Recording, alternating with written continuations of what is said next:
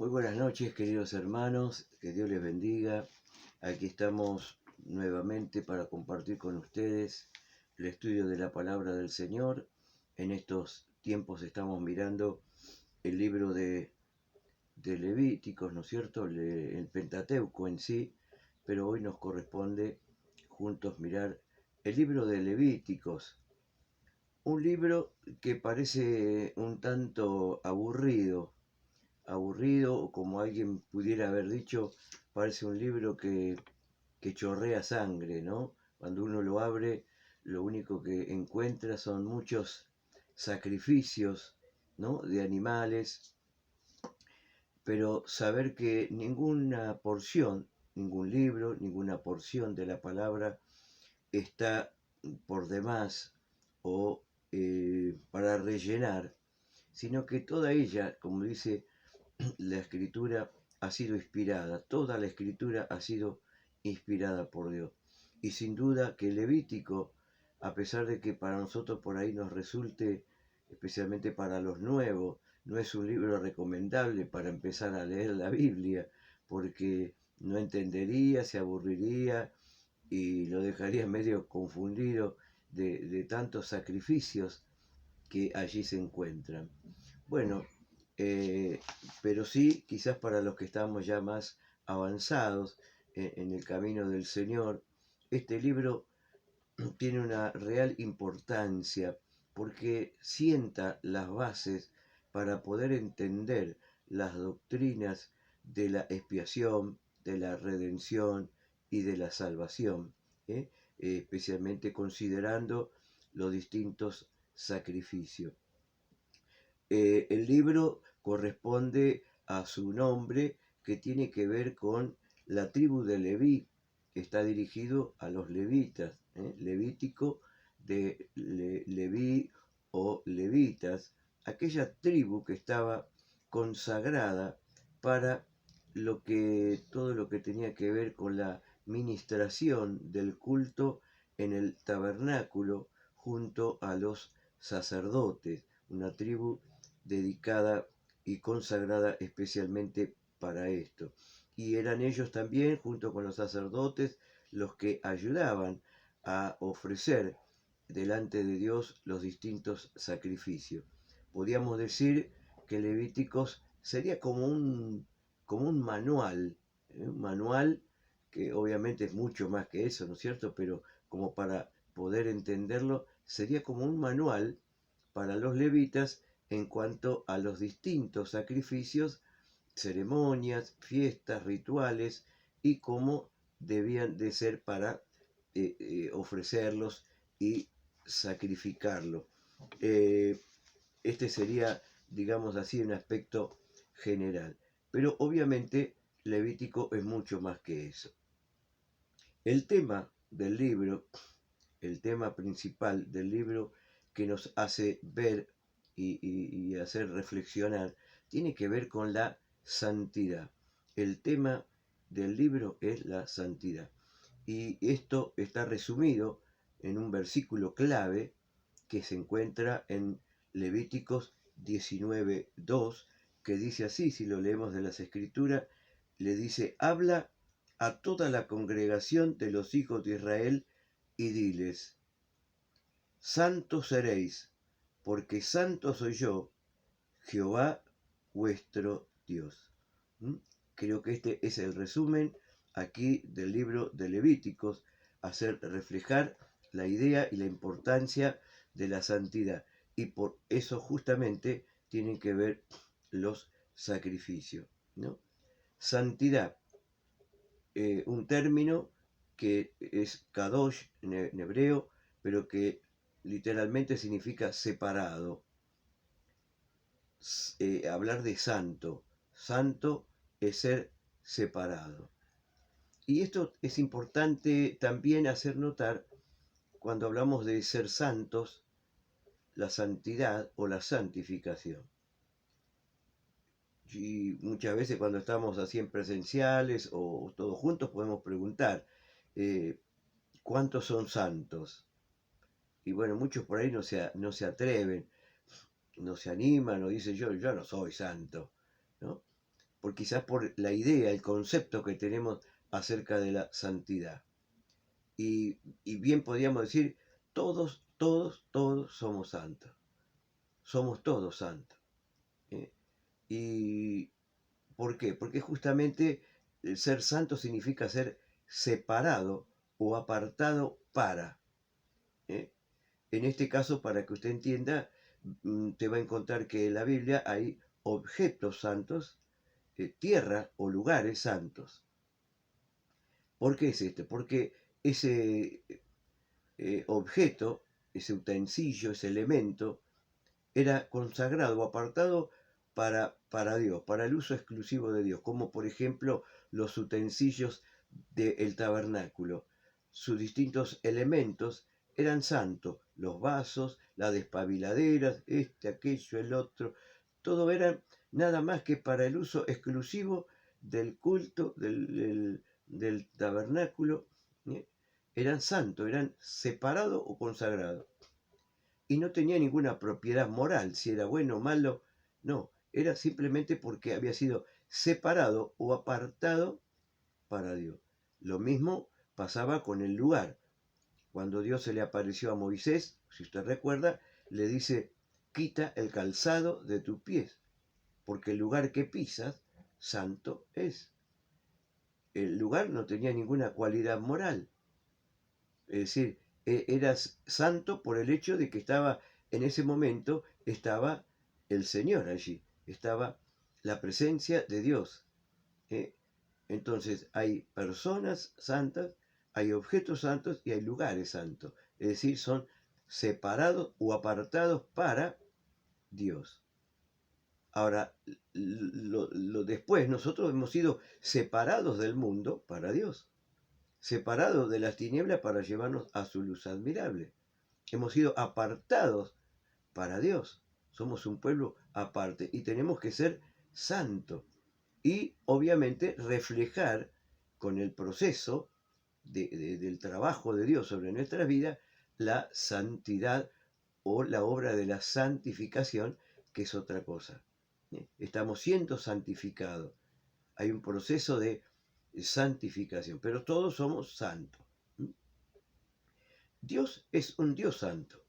Por eso que encontramos esta expresión, el carácter moral de Dios, en el que Dios está separado totalmente del pecado. No hay ninguna relación, ¿no? El Dios en que nosotros creemos, adoramos y servimos es un Dios santo, perfecto en santidad. Por eso que Él, ¿qué hace? Demanda ser santo. Por eso dice, sé santo porque yo soy santo.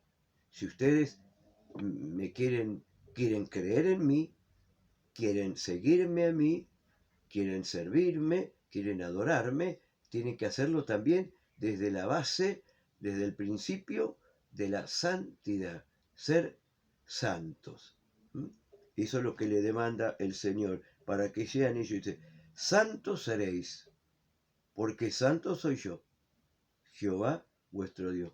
Más clarito ahí, bien contundente. Santo seré porque santo soy yo. ¿Eh? Y quizás Pedro nos dice, sé santo, porque Dios es santo. Y dice, sé santo en toda vuestra manera de vivir. Santos o esa santidad no es solamente el momento que estamos en el culto, alabando, adorando, levantando nuestras manos, leyendo la Biblia. No. Sí, por supuesto, esto es una parte importante. Pero ser santo en nuestra vida diaria, doméstica, en todo nuestro accionar, en todo momento tenemos que reflejar la santidad del Señor en nuestras vidas. Por eso que como pueblo de Dios, como iglesia, como cristianos, somos llamados también a reflejar el carácter de Dios al mundo, que es ser santo, entre muchas cosas. A veces hacemos mucho énfasis en el amor, la misericordia, bueno, tantas cosas. Pero una de ellas es ser santo. Podemos ser muy buenos, ayudar, ser misericordiosos, compasivos, pero tenemos que reflejar también en todas las áreas la santidad del Señor. ¿eh? Nosotros tenemos que ser separados para Dios, vivir para Dios, ya no para el mundo, en el sentido de ser santo, apartado y separado.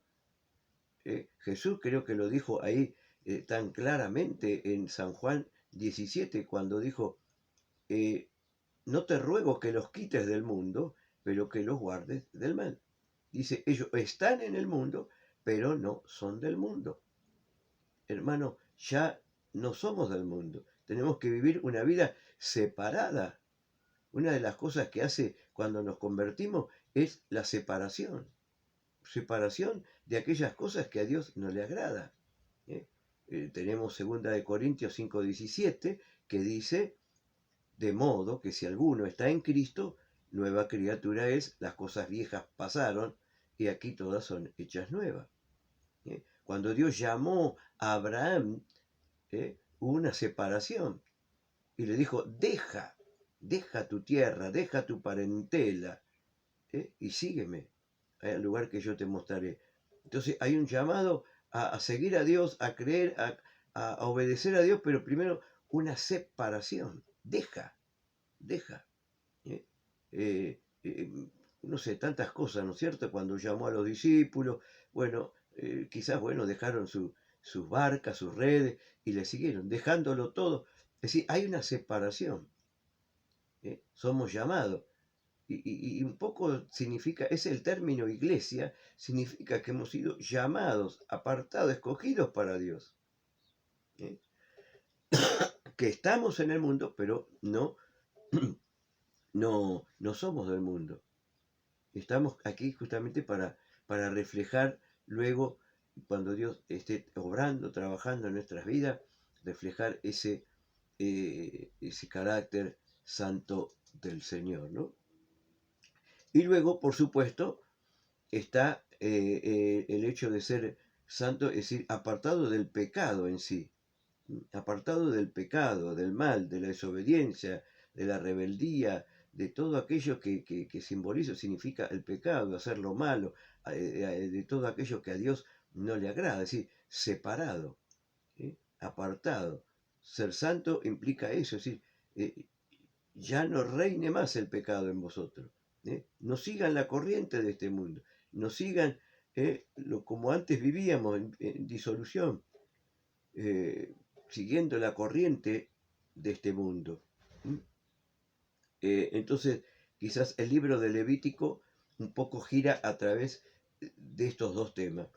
El hecho de vivir, de ser un pueblo separado, apartado entre todas las naciones, un pueblo para Dios y por supuesto libres de todo pecado moral, de toda condición, de toda situación en la que desagrade al Señor. El tema de la santidad, ¿no es cierto? Como vemos en el libro de Levítico, por eso se puede ver mediante los distintos sacrificios, ¿no es cierto? Los requisitos de la manera en que nosotros podemos acercarnos a Dios. Como dijimos, bueno, a través de este libro que parece un tanto por ahí aburrido, pero que nos enseña mucho acerca de esto, de los sacrificios, y por supuesto que nos lleva al sacrificio del Señor Jesucristo. El propósito, los distintos propósitos que podemos enumerar aquí del libro de Levítico, uno de ellos es práctico. El libro de Levítico es práctico, señala la manera en que los israelitas, que el pueblo de Dios, podían acercarse a Dios y poder de esa manera mantener y tener una comunión con el Señor. Es práctico. Así como era para el pueblo, para los levitas, obviamente también eso incluía al pueblo. El pueblo también tenía que saber qué debía ofrecer, cómo debía ofrecer, cuándo debía ofrecerlo, para qué debía ofrecerlo. Porque eso ayudaba a su vida a poder mantener su comunión y su relación con el Señor. El libro de Levítico es un libro complementario, es decir, justamente aquí, en este libro, se detallan cosas que quizás en Éxodo, por ejemplo, no se describen, las distintas, cuando Dios instituyó el tabernáculo, las fiestas, las ceremonias y demás. Dios, allí no hay muchos detalles que sí se complementan aquí en el libro de Levítico, ¿no es cierto? Cómo debía ser usado, cómo debían ser eh, los distintos sacrificios, los distintos animales, de qué manera. Bueno, entonces es un libro complementario. ¿Eh? Eh, es un libro de doxología, por así decirlo, porque incluye también o enumera, ¿no?, los requisitos para poder adorar al Señor, para poder adorar, para tener comunión y relación con Dios. También es un libro legal, tiene muchas leyes, juntamente con los 5 libros, pero en este caso también, no solamente de los sacrificios, los animales, lo que respecta al culto, la vida espiritual, sino que también el libro de Levítico tiene muchísimas otras leyes, ¿no es cierto?, civiles, que habían de regir la conducta y la vida del pueblo escogido de Dios. Así que es un libro de leyes, se podría decir también. Es un libro sanitario, debido a que también dentro de todas esas leyes civiles que había muchas leyes o requisitos o cosas o hábitos, costumbres que los israelitas debían de guardar para mantener así también una vida saludable físicamente, así como espiritualmente, una vida saludable. Y esto tiene que ver con las distintas contaminaciones del hombre, de la mujer, de los distintos aspectos. Aún hasta para ir a hacer sus necesidades tenían que ir afuera del campamento, ¿no? Y ese detalle está porque Dios estaba tratando de velar y cuidar de que puedan tener una vida saludable y no se contaminara allí la vida dentro de esa convivencia, en las carpas, las tiendas, sino que tenía que ser fuera del campamento. Es un libro, es un manual, un ritual, ¿no es cierto?, por las instrucciones específicas que Dios les da a los levitas y los sacerdotes en lo relacionado con el culto y los sacrificios. Y también, por supuesto, uno de los más grandes propósitos que tenemos es que el libro de Levítico es típico o tipológico, es decir, que los sacrificios, los sacerdotes, las celebraciones, los animales, la sangre, todo el ritual, ¿no es cierto?, lo que hace es prefigurar la obra redentora de Cristo. Apunta o simboliza a la obra. Por eso decíamos, es importante el libro de Levítico, porque sienta las bases para que nosotros podamos comprender, ¿no es cierto?, la doctrina de la salvación, la redención, la expiación. Y esto se complementa muy clarito, como vamos a mirar ahora, con el libro de Hebreos, por ejemplo, ¿no? El libro de Hebreos es muy precioso porque nos habla mucho acerca de esto también. Y, ¿no es cierto?, uno de los propósitos, ¿no es cierto?, es cuando entendemos y contrastamos los sacrificios del antiguo con el gran y glorioso sacrificio. ¿Eh? Y uno de ellos, ¿no es cierto?, que tiene que ver con el propósito de los sacrificios, era la expiación, es quitar el pecado del medio, que es lo que impedía que el hombre pueda tener comunión o relación con Dios. ¿Eh? Entonces, por eso que Dios estableció, ¿no es cierto?, que si bien la paga del pecado es muerte, Dios en su amor y su misericordia, ¿no es cierto?, proveyó un sustituto ¿no es cierto?, en este caso con la figura de los animales puros, limpios, inocentes, para que el hombre no muriera y de esa manera pudiera acercarse a Dios. Ya en el Nuevo Testamento, Dios también nos proveyó un sustituto en la persona de su Hijo, ¿no es cierto?, con su muerte, su sacrificio y su sangre derramada también. Por eso decimos tan importante entender esta verdad y tan gloriosa, ¿no? El propósito de los sacrificios, justamente lo que estamos hablando, tiene que ver con esta expresión a un sacrificio, porque tiene la idea, ¿no es cierto?, de justamente acercarse. La idea principal del sacrificio es acercarse, por una razón o por la otra, ¿no? Para tener comunión, para agradecer, para quitar las culpas, el pecado, pero la idea es acercarse.